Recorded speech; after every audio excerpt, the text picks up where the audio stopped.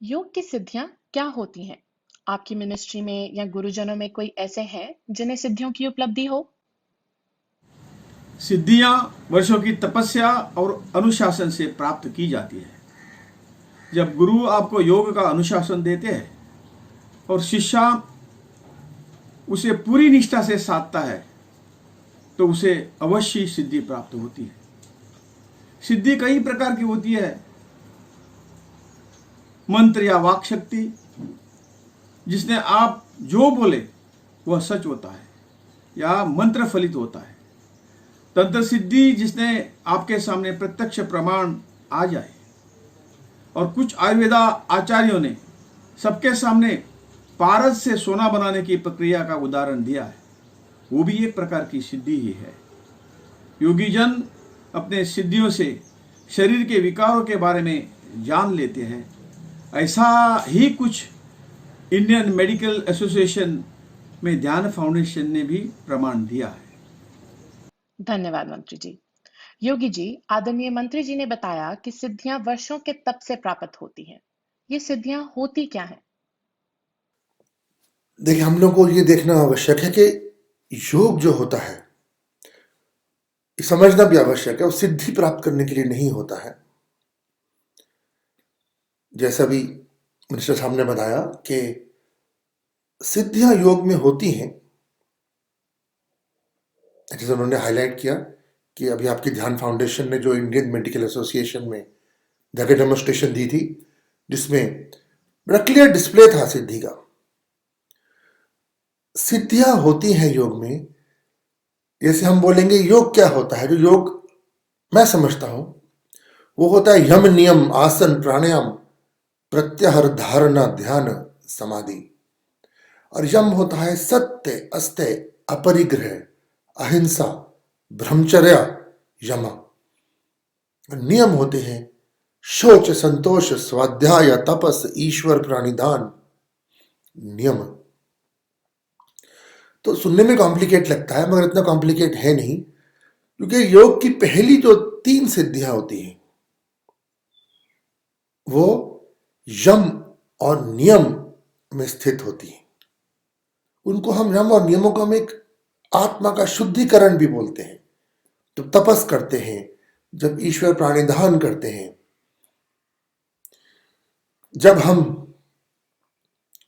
शौच करते हैं, जब हम स्वाध्याय करते हैं, तो क्या होता है, एक आत्मचिंतन होता है, अंदर और बाहर एक तरह की सफाई होती है, क्लीनिंग। देखो, आपका शरीर केवल ये शरीर नहीं है। जैसे पतंजलि ने 8 अंगों का योग दिया, वैसे शरीर में से कहते हैं अन्नमय कोश, इसके आगे प्राणमय कोश, फिर मनोमय कोश, विज्ञानमय कोश, आनंदमय कोश। तो हर कोश जो होता है आपके एक एस्पेक्ट से जुड़ा हुआ होता है, आपके एक एस्पेक्ट से लिंक्ड होता है। जैसे हमने अगर बात करी बेसिक क्लेanलीनेस की, संतोष कहते हैं सेटिस्फैक्शन, तो सेटिस्फैक्शन जो होती है वो प्राणमय कोश को क्लीन करती है। ब्रह्मचर्य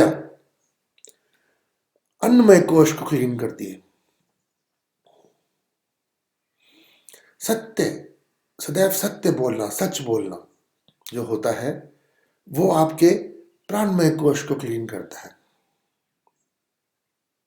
तपस, तप जो होता है वो आपके अंदर से लेके बाहर तक सारे कोशों में एक वाइब्रेशन सी भेजता है, एक हीट प्रोड्यूस करता है, जिससे जो इम्प्योरिटी होती है आपके अंदर, वो सारी इम्प्योरिटी डिसॉल्व हो जाती है उस गर्मी से, तप की गर्मी से। तप, तपह शब्द का अर्थ ये होता है, तपता हुआ, गर्म। तो सिद्धियां जो योग की होती हैं, पहली 3, जिसे वाक शक्ति कहते हैं, क्लियरवॉयंस कहते हैं, क्लियर ऑडियंस कहते हैं, एनिमल लेखिमा जो मैंने बोला, और शरीर को छोटा बड़ा करना। खैर वहां तक अभी तो मैं नहीं पहुंचा यहां तक कि शरीर को छोटा बड़ा कैसे करते हैं। और जैसा भी मिनिस्टर साहब ने बताया कि इंडियन मेडिकल एसोसिएशन में आप लोगों ने डेमोन्स्ट्रेशन भी दी, क्लियरवॉयंस और क्लियर ऑडियंस में, बड़ी क्लियर डेमोन्स्ट्रेशन थी, बहुत सारे डॉक्टर्स विटनेस थे उसके। तो वो तो प्रूवन है एक फैक्ट कि सिद्धियां होती हैं, उसमें कोई डिस्प्यूट की बात अब रहनी नहीं चाहिए कि ये सिद्धियां होती हैं। मगर ये सिद्धियां यम और नियम में होती है। जो सत्य, अस्त्य, अपरिग्रह, अहिंसा, ब्रह्मचर्य, यम, इन 5 यम का पालन करेगा, उसमें स्वतः ही ये सिद्धियां आ जाएंगी और उसे अपने आप औरत दिखनी शुरू हो जाएगी, उसे अपने आप सुनना शुरू हो जाएगा, उसे अपने आप ये सिद्धियों की प्राप्ति होगी। बहुत ही बेसिक होती है ये, मगर ये प्राप्त करने के बाद छोड़ देनी होती है। जैसे मैंने बताया, you have to leave them once you get them, क्योंकि त्याग, समर्पण, ईश्वर समर्पण जैसे हम लोग बोलते हैं, ईश्वर समर्पण, जो चीज हमारे पास है उसको ईश्वर को समर्पित करना है। जैसे पहले 4 आश्रम बताते थे, ब्रह्मचर्य, गृहस्थ, वानप्रस्थ और संन्यास, उसमें हर आश्रम से बढ़ के पहले वाले आश्रम को ईश्वर को समर्पित कर देते थे, वो छोड़ देते थे। वैसे ही सिद्धियों को भी छोड़ना है, क्योंकि जब कुछ चीज छोड़ते हैं तब कुछ और मिलता है। अगर पकड़ के बैठे रहो, जैसे तुम ये कुर्सी पे बैठी हुई हो पकड़ के, अगर कुर्सी को नहीं छोड़ोगी इसको, तो आगे कैसे जाओगी, आगे कैसे बढ़ोगी? सोचने का विषय है ना, गंभीर विषय है। तो कुर्सी छोड़े बिना दूसरी कुर्सी थोड़ी मिलेगी।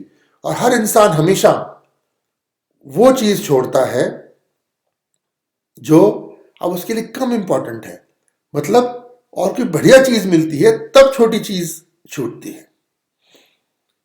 तो ये जो त्याग है, जो बलिदान है, यह अत्यंत आवश्यक है सिद्धियों के लिए। और आसनों में जब इंसान जाता है तो आसन में क्या होता है, फिर शरीर की सिद्धियां होती है। वो शरीर में जो शक्ति आती है, इसको फिजिकल स्ट्रेंथ बोलते हैं, जो आभा होती है, जो ग्लो होती है शरीर की, जो इंद्रियां जो होती हैं उसमें संयम होता है। तो इंद्रियां हमेशा जागृत रहती है, चाहे कितनी भी आयु हो जाए, और इंसान शरीर को पूरी होशो हवास में छोड़ता है। तो ये सारी बेसिक सिद्धियां होती हैं, मगर ये सब सिद्धियां छोड़ने के लिए होती हैं, ये पाने के लिए नहीं होती हैं। ये पाना ही छोड़ने के लिए होता है, क्योंकि योग का अंतिम चरण आत्म साक्षात्कार है। आत्मा से साक्षात्कार, आत्मा से साक्षात्कार ऐसे कैसे कर लोगे अगर ये छोड़ोगे ही नहीं? तो आगे कैसे बढ़ोगे अगर इस कुर्सी से उठोगे ही नहीं? तो देखो, तुम बैठ के कुछ भी सोचते रहो, बैठ के कुछ भी सोचते रहो, मगर होगा वो जो सही है, जो प्रोसेस है। तो यहां से वहां जाने का प्रोसेस है, पहले ये छोड़ो तब आगे जाओगे, नहीं तो नहीं। ये होती है सिद्धि, और ये होता है पर्पस सिद्धि का।